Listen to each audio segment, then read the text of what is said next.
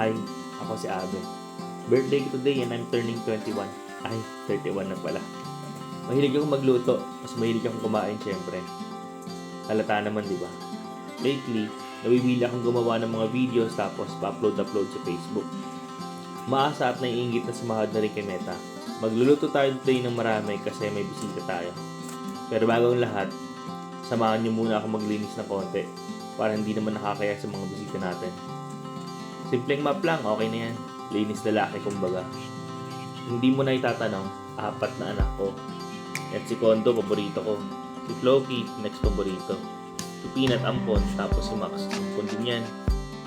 Dati ang plano isang aso lang, pagtanggal ng stress. Kaya ang ganap, balungkot pala pag mag-isa lang ang aso. Kaya kumuha pa kami ng isa, dumating si Floki.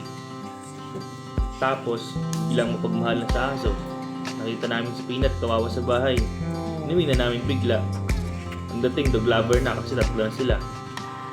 May nagdala ng aso sa bahay tapos galing rescue. Naawa ulit kami. Ayun, pinampo na namin. Naging 4 na. Akala ko dati isa lang ang tanggal ng stress. Ngayon naging 4 na sila. Yun pala nakaka-stress.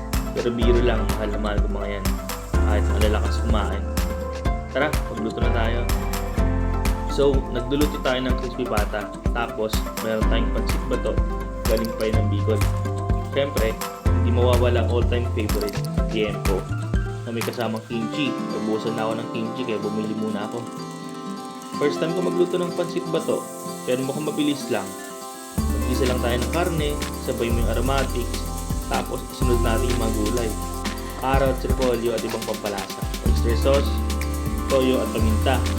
Tapos konting tubig lang, lagyan na natin yung pansit. Pagkulo yan at lumambot, luto na. Tuwing madaming kakain, kailangan may sabaw. Kaya ito meron tayong sinigang na baboy. Mabilisang sinigang lang. Ito na yung request ng isa, crispy pata, putok batok ang trip niya. Siyempre, hindi mawala ang mga kunwari healthy. Kaya may salad tayo. Pero biro lang. Kung may nag-request ng crispy pata, siyempre may nag-request din ng salad.